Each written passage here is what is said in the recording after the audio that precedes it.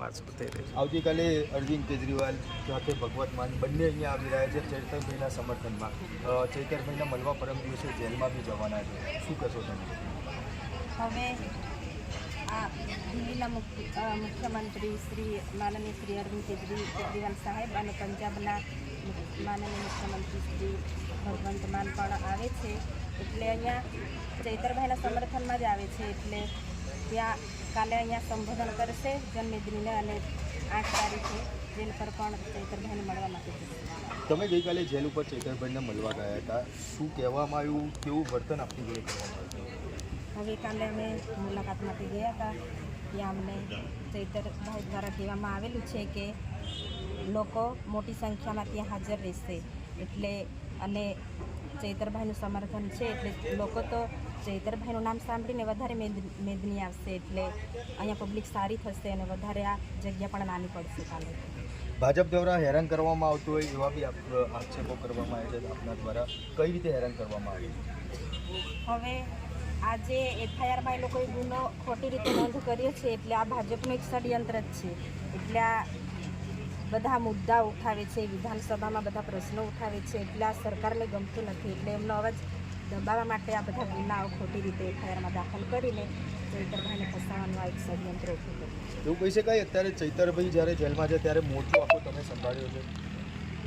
હા, કોઈ પણ જગ્યાએ જરૂરિયાત પડે છે ત્યાં હું લોકોના પડખે જઈને ઊભી રહું છું સુખ દુઃખમાં, અને લોકોનો મને સારો પ્રતિસાદ મળે છે કે હાલ અત્યારે ચૈતરભાઈ નથી પણ વર્ષાબેન એમની ગેરહાજરીમાં ત્યાં જઈને ઊભા રહે છે, એટલે લોકોનો પ્રતિસાદ સારો મળે છે. વર્ષાબેન, ચૈતરભાઈને આ વિસ્તારમાંથી લોકસભાની ચૂંટણી લડાવવાની વાત ચાલી રહી છે, પણ જો ચૈતરભાઈને ત્યાં સુધીમાં જામીન નહીં આપી, એ જેલમાંથી બહાર નહીં આવે, તો એમની જગ્યાએ આપ આ સીટ ઉપરથી લડશો? હવે અમારી પાર્ટીમાં પણ ઘણા સિનિયરો છે, એટલે અમારી પાર્ટી જે કહેશે એ પ્રમાણે અમારું નક્કી થશે. ખાસ કરીને જ્યારે કાલે કેજરીવાલજી આવે છે, ભગવત માનજી આવે છે, પરમ દિવસે જેલ ઉપર ચૈતરભાઈને મળવા બી જવાના છે, લાગે છે એમને મળવા દેશે? હા, હવે જેલ પર મળવા જવાના છે, એટલે ત્યાં જેલ પર મુલાકાત કરશે અને ચૈતરભાઈને મળશે. એક એવી બી વાત ભાઈનો કોન્ટેક્ટ ભાજપ દ્વારા પહેલાં કરવામાં આવ્યો હતો ભાજપ પાર્ટીમાં જોડાવા માટે, પરંતુ તેમને જોડાવાની ના પાડી, ત્યારબાદ તેમની સામે આ ફરિયાદ દાખલ કરવામાં આવી છે. આ વાતને તમે કેટલું સમર્થન આપો છો? આ હકીકત શું છે આ વાતમાં?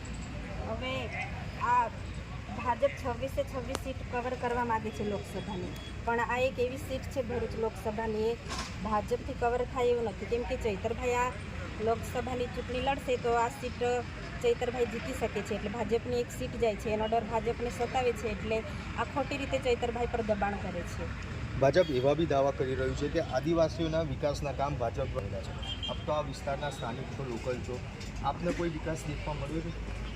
હવે લોકોને પણ આપણે પૂછી શકીએ છીએ કે વિકાસ ક્યાં દેખાય છે, કેમ કે અમારા આ 6 ટર્મથી સાંસદ છે મનસુખભાઈ, એમણે પણ આ અમારા લોકો માટે કોઈ અવાજ ઉઠાવ્યો નથી, એટલે અમારા લોકો બધા જાણે જ છે, એટલે વિકાસ દેખાતો નથી. એટલે લોકો અને ચૈતરભાઈ જ્યારથી ચૂંટાયા છે ત્યારથી લોકોની વચ્ચે રહે છે, લોકોના બધા પ્રશ્નો ઉઠાવે છે, એટલે અમારા વિસ્તારમાં ચૈતરભાઈનું વર્ચસ્વ સારું છે. એક છેલ્લો સવાલ વર્ષાબેન, એકલા હાથે લડી રહ્યા છો, ક્યાંય કોઈ ડર અત્યાર સુધીમાં લાગ્યો? ના, હવે લોકોનો સારો અમને સપોર્ટ છે એટલે ડર નથી લાગતો. એકલા હાથે તો ના લડાય, લોકોનો સારો સાથ છે અમને, લોકો બધા પ્રતિસાદ સારો મળે છે, એટલે અમને સારું છે. અને એકલા હાથે લડવાનો તો કોઈનાથી ના બને, પરંતુ લોકોનો સારો સપોર્ટ છે, એટલે અમે અત્યાર સુધી નિડરતાથી લોકોની સામે મજબૂત રીતે ઊભા છે. કોઈના તરફથી કોઈ ધમકી કે કોઈ ફોન કોલ કે એવું કંઈ અત્યાર સુધીમાં તમારી ઉપર આવ્યા હોય? ના. બિલકુલ.